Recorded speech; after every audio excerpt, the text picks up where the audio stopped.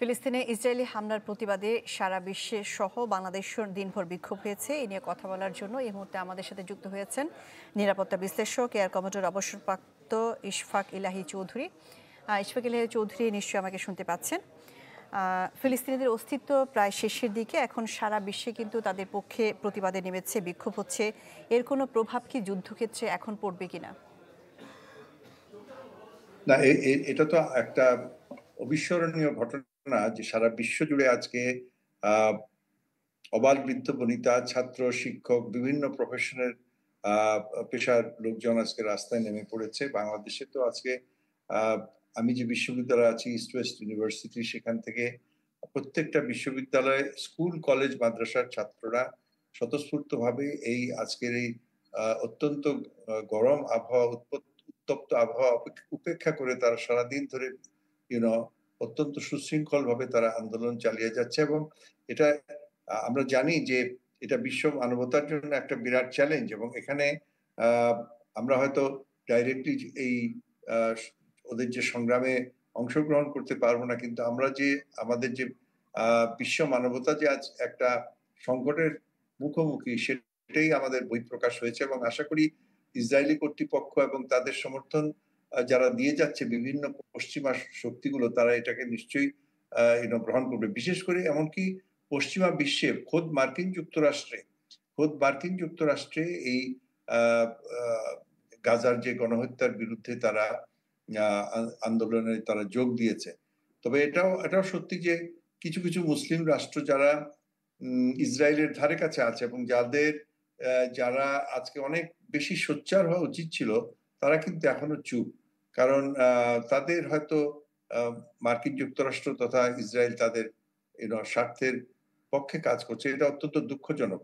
তবে বাংলাদেশ তার ভূমিকা, বাংলাদেশের যে অবালবৃদ্ধ বনিতা এবং বিশেষ করে ছাত্র সমাজ যে ভূমিকা রেখেছে, এটা অত্যন্ত আমি বলবো যে একটা যুগান্তকারী পদক্ষেপ।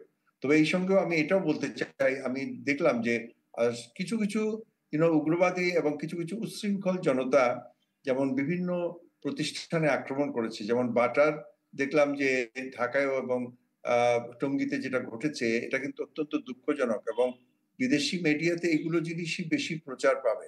তো আমাদেরকে খুব সাবধান হতে হবে যে আমাদের এই শান্তিপূর্ণ আন্দোলন যেন সুযোগ কেউ গ্রহণ না করতে পারে, এবং এটাকে অন্যভাবে এটাকে আইন শৃঙ্খলার পরিস্থিতি যেন কখনোই অবনতি হয় না, সেদিকে কিন্তু আমাদের বিভিন্ন বাহিনীর নজরদারি জারি রাখতে হবে। জি, জনাব ইশফাক ইলাহি চৌধুরী, যেমনটি আপনি বলছিলেন যে ফিলিস্তিনের আশেপাশে যে দেশগুলো আছে, মুসলিম রাষ্ট্রগুলো আছে, সৌদি আরব, মিশর যদি নাম বলি, তারা কিন্তু এই গণহত্যার বিরুদ্ধে কিছু বলছে না, সোচ্চার হচ্ছে না। কারণটা কি হতে পারে? না, কারণ তাদের যে যারা রাষ্ট্রীয় ক্ষমতায় আছেন, ওখানে জনগণের গণতন্ত্র তো নাই, এমনকি কোনো মত প্রকাশের স্বাধীনতাও সৌদি আরব বলুন, কুয়েত বলুন, জর্ডান বলুন, মিশর বলুন, এখানে কোথাও নাই। এমনকি আপনি দেখেন যে যখন ইরান থেকে তাদের মিসাইল ছোড়া হলো ইসরায়েলের দিকে, তখন কিন্তু এই জর্ডান থেকেই সেগুলোকে একটা বিরাট অংশকে তারা প্রতিরোধ করে ধ্বংস করে দিল রাস্তায়। তো এটা অত্যন্ত দুঃখজনক যে আজকে মুসলিম বিশ্ব ডিভাইডেড, মুসলিম বিশ্ব আজকে বিভক্তি, এবং এই বিভক্তির একটা সুযোগ নিচ্ছে ইসরায়েল।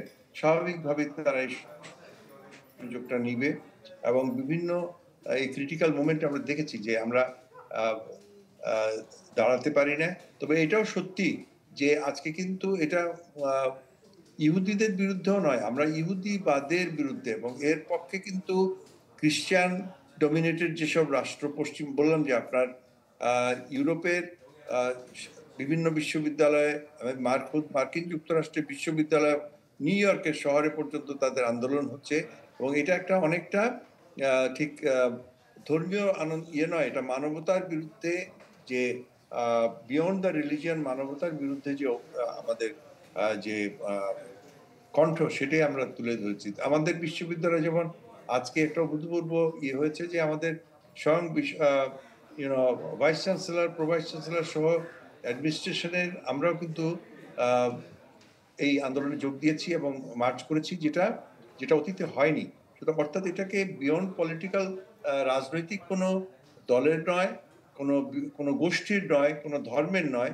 এটা মানবতার বিরুদ্ধে আমাদের প্রতিবাদ, এবং সেটাই যেন সবসময় অক্ষুণ্ণ থাকে, যদিও কিছু কিছু লোক হয়তো এটার সুযোগ দিতে পারে। যে আরেকটি বিষয় জানতে চাচ্ছিলাম, যেমনটি আপনিও বলছিলেন যে ইউরোপ থেকে আমেরিকার সমস্ত জায়গাতে কিন্তু এই গণহত্যার বিরুদ্ধে মানুষ রুখে দাঁড়িয়েছে, ফুঁসে উঠেছে। এর কোনো প্রভাব ট্রাম্পের যুদ্ধনীতিতে অথবা নেতানিয়াহুর কার্যক্ষেত্রে কোনো প্রভাব পড়বে কিনা? আমরা আশা করব যে, কারণ ক্ষমতাসীন যতই হোক না কেন, বিশ্বের ইউনো যে জন জনরোষ বা জনমতকে তো তারা চিরদিন অস্বীকার করতে পারবে না। এবং এটা ছাড়া আমাদের কোনো উপায়ও নেই। আমরা যদি দেখিও যে না, আপাতত কোনো পরিবর্তন হচ্ছে, আমাদের হাল ছাড়লে চলবে না। এবং এই এবং দুঃখজনকভাবে যখন এই ধরনের নিরস্ত্র প্রতিবাদের প্রতি যদি তারা নজর না রাখে, তাহলে কিন্তু সশস্ত্র প্রতিবাদ আরো বেড়ে যাবে। এবং যেটা আমরা চাই না যে এখানে বিভিন্ন সশস্ত্র গোষ্ঠী তারা অ্যাডভান্টেজ নিক। কিন্তু যদি ট্রাম্প প্রশাসন তথা মার্কিন পশ্চিমা বিশ্ব যদি এটা নজর না দেয়, এটাকে একটা ইসরায়েলকে নিবৃত্ত না করে, এবং গাজার যে গণহত্যা ইতিমধ্যে যেটা হয়েছে সেটার যদি প্রতিকার না করে, তাহলে তো সন্ত্রাস বেড়ে যাবে। সন্ত্রাস বলবো না, এটা আন্দোলনটাকে একটা জঙ্গি রূপ নিবে, এবং তার ফলে কিন্তু পশ্চিমা বিশ্বই এফেক্টেড হবে, মার্কিন যুক্তরাষ্ট্র এফেক্টেড হবে।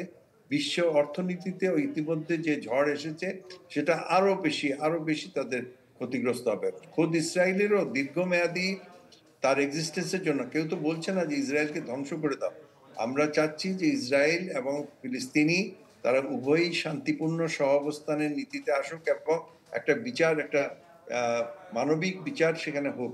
আমরা 1948 সালে যখন ইসরায়েল প্রতিষ্ঠিত হয়, সেই সময় থেকে আজকে দেখেন ইসরায়েলের দ্বিগুণের 3 গুণের তারা ভূমি দখল করে বসে আছে, এবং তাদের যারা ফিলিস্তিনি সারা বিশ্বে জুড়ে তাদের ছড়িয়ে পড়েছে, এবং সেখানে যারা রয়ে গেছে তারাও আজকে অন্তরীণ অবস্থায়। তাদের কোনো স্বাধীনতা তো নাই, তাদের চলাফেরার স্বাধীনতা, তাদের জি, অর্থনৈতিক স্বাধীনতা কিছুই নাই। জি। এবং ট্রাম্প বলছেন যে তাদেরকে উনি অদ্ভুত সব কথা বলেছেন, যেমন গাজা থেকে তাদেরকে সরিয়ে নাও, বা সোভিয়েত ইয়েতে আপনার সৌদিতে অথবা জি, মিশরে বলা তাদের হচ্ছে জন্য এর ব্যবস্থা ফলশ্রুতিতে করে। যেহেতু এগুলো সেই এগুলো উদ্ভট প্রস্তাবে রাজি ধারণা। হয়নি, এর ফলশ্রুতিতে এই যুদ্ধাবস্থা এখনকার যেটা চলমান আছে সেটি। জনাব ইশফাক ইলাহি চৌধুরী, আমাদেরকে সময় দেওয়ার জন্য আপনাকে অনেক ধন্যবাদ। ফিলিস্তিনিতে ইসরায়েলি গণহত্যার প্রতিবাদে দিনভর বাংলাদেশে বিক্ষোভ হয়েছে এবং সারা বিশ্ব বিক্ষোভ হচ্ছে, এ নিয়ে কথা বলছিলেন ইশফাক ইলাহি চৌধুরী, নিরাপত্তা বিশ্লেষক।